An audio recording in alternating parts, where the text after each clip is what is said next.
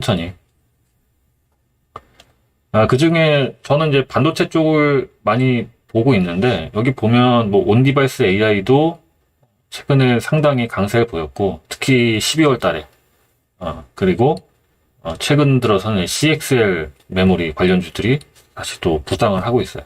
근데 이건 지난번에 공개 방송에서 한번 말씀드린 적이 있어요. 그죠?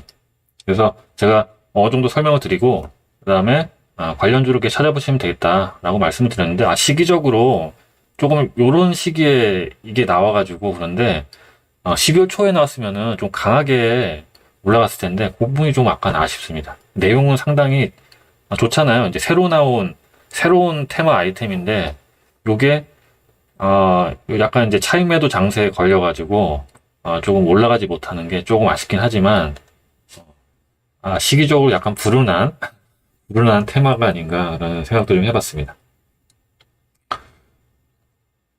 자, CXL을 한번 더 보자면은, 지난번에 좀 개괄적으로 설명을 드렸는데, 딱 보시면, 이 그림만 잘 이해하시면은, CXL이 수혜주를 어떻게 찾아야 될까, 이제 그렇게 여러분들 보실 수 있는데, 오늘 보니까, 수혜주라고 해서 뭐 리포트가 나오는 것들도 이제 천천히 조금씩 나오고 있어요. 그래서, 자, 이렇게 보시면은, 자, 여기가 뭐라 그랬죠? PCI, 익스프레스, 그리고 이게 컨트롤러, CXL 컨트롤러, 그리고 이게 메모리 칩들이 쭉 있는 거죠. 그래서 가장 우리가 주목해서 볼 만한 게 뭐냐면은 이 원천 기술 있죠. 원천 기술. 이 통신과 왜냐면 이 메모리를 저장하거나 데이터를 로드해야 될 때 이 컨트롤러에 의해서 관리가 되거든요. 이 메모리들이. 그리고 이런 데이터들은 어떤 통로로 이동을 하냐면은 이 PCI 익스프레스 이 인터페이스를 통해서 어디로 CPU한테 데이터를 주거나 아니면 CPU의 명령에 의해서 데이터가 저장이 되겠죠.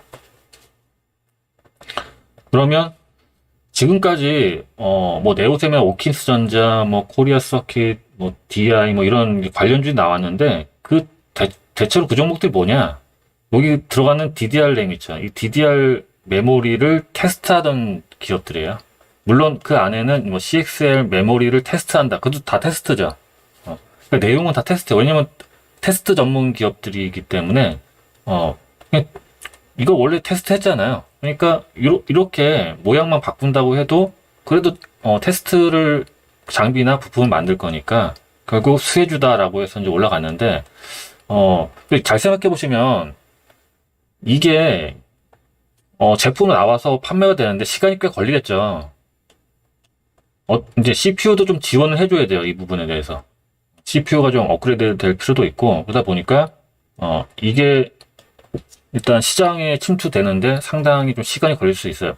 뭐 삼성전자는 올해 하반기에 이거 제품 출시한다고 그랬는데, 아무튼 이게, 시장에 침투되는 거는 지금 당장은 아니고, 아마도 뭐 내년 하반기 정도? 그때부터 좀 본격적으로 나갈 수 있을 가능성이 있겠죠. 그러니까 지금은 조금 이제 테마성이 짙다. 테마성이 있다. 그리고 이게 잘 될지 안 될지는 가봐야 하는 거죠. 현재는 일단 이런 가능성이 있는 것들이 이제 출시가 돼서 가고 있는 건데, 실제로 필드에서 이런 제품을 상당히 요구하는지, 이렇게 봐야 되는데, 제가 지난 공개 방송에서 말씀드린 게 뭐냐면은, 이거를 이제 HBM하고 비교를 할 수가 있어요. HBM하고 CXL하고.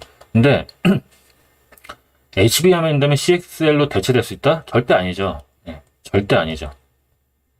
이건 굉장히 고대역폭 메모리고, 이 HBM 메모리는 프로세서 로직 있죠. 로직하고 바로 근접해서 있는 메모리예요. 그러니까 속도가 초고속이 상당한 이슈예요. 초고속, 초고용량.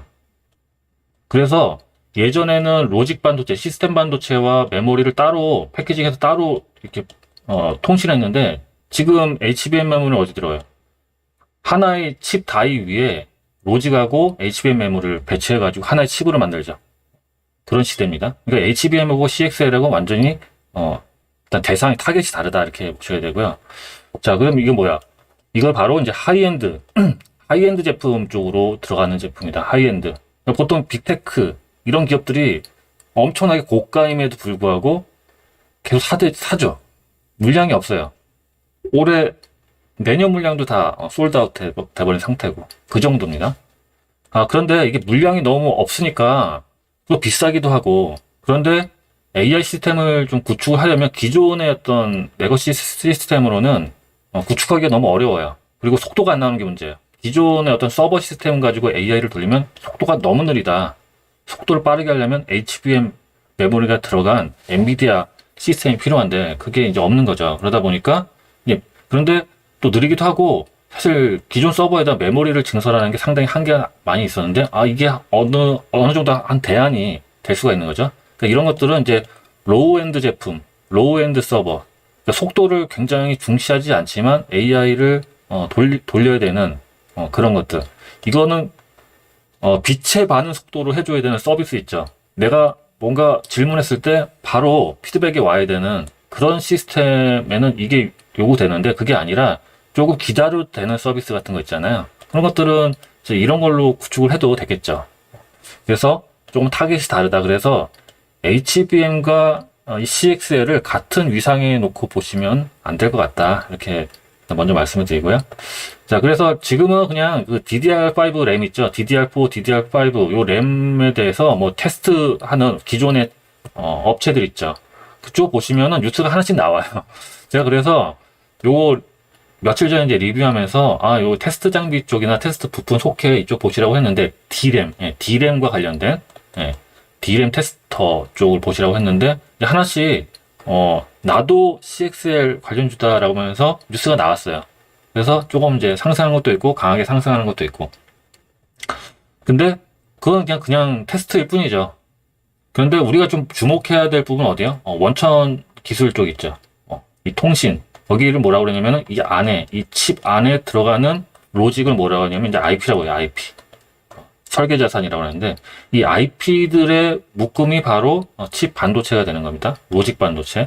그래서 제가 예전에 반도체 기초할 때도 말씀드렸는데, 반도체는 두 가지다. 이런 메모리, 저장만 하는, 저장용, 메모리, 반도체가 있고, 계산을 하는 반도체. 이거 시스템 반도체라고 합니다. 우리나라에서 이제 비메모리 반도체라고 하는데, 얘는 그냥 단순해. 저장만 잘하면 돼요. 근데 얘는 굉장히 복잡한 다양한 계산, 다양한 로직을 처리하는, 그런 기능적인 부분들을 수행한단 말이죠. 완전히 다르죠. 그러니까 얘네는 저장만 잘하면 되는 거고, 얘가 저장을 어디에 할지, 어디서 꺼내야 될지, 데이터가 어디에 저장되어 있는지, 그런 것들을 다 관리를 해야 돼요. 여기 엄청난 데이터들이 있을 거 아니에요? 그러니까 컨트롤러의, 중요도가 상당히 높다. 이렇게 보시면 되겠습니다. 그래서 여기에 들어가는 수혜주가 있느냐? 물론 있죠. 그래서 뭐가 있느냐? 지금 나온 거는, 자, 요 통신 쪽이죠. 통신 쪽, PCI 익스프레스. 이쪽에는 이제 퀄리타스 반도체가, 찾아보시면은, 이 PCI 익스프레스 6.0, 요쪽 인터페이스에 대한 IP를 지금, 개발하고 있다. 이런 뉴스를 쉽게 찾을 수가 있어요. 그러니까 이쪽과 관련된 거죠. 물론, 퀄리타스 반도체의 IP가, 이 삼성전자나 SK하이닉스의 CXL 메모리에 들어간다는 건 아닙니다. 근데 기대는 할 수 있죠. 기대는. 그리고 또 하나 직접적으로 그 개발한다는 건 아닌데 그 CXL 컨소시엄이 있어요. 거기에는 주요 빅테크 기업들이 다 들어가 있는데 거기에 국내 유일하게 들어간 업체가 있는데 어디 오픈엣지 테크놀로지. 오픈엣지 테크놀로지는 이제 보시면은 이 로직 반도체 안에 MPU나 아니면 메모리 관리 IP 같은 이런 중요한 IP를 보유하고 있습니다.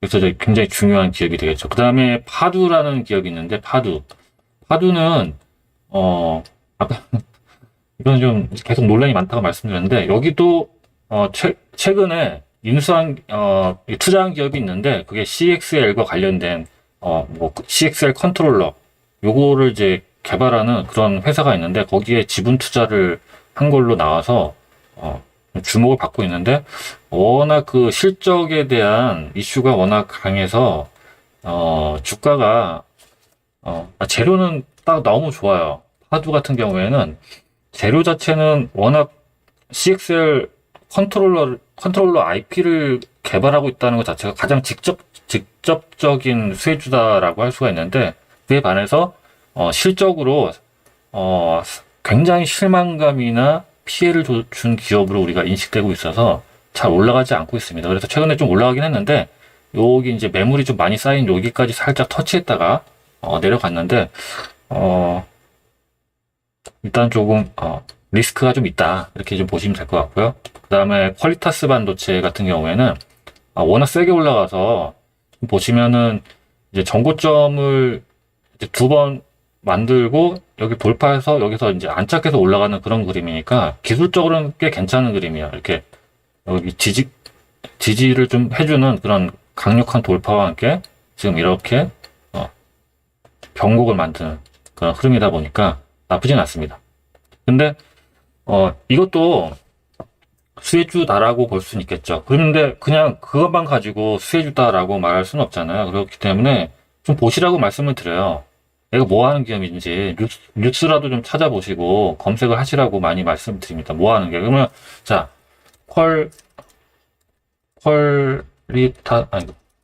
퀄리타스 반도체.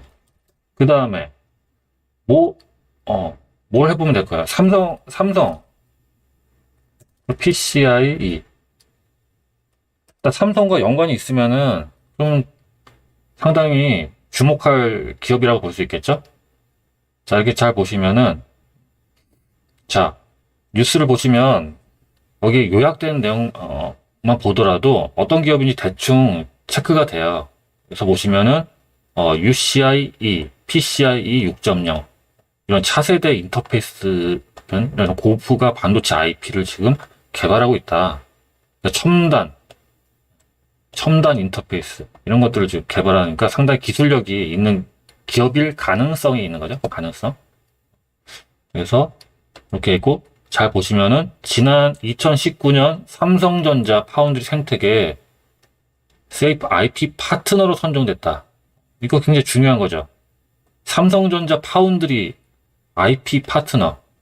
그렇다면 가능성이 좀 더 있다고 볼 수가 있겠죠. 파트너가 아무나 될 수는 없죠. 기술력이 어느 정도 되어야지 될 수 있겠죠. 자, 이렇게 또 보시면은 쭉 읽어보세요. 읽어보시면은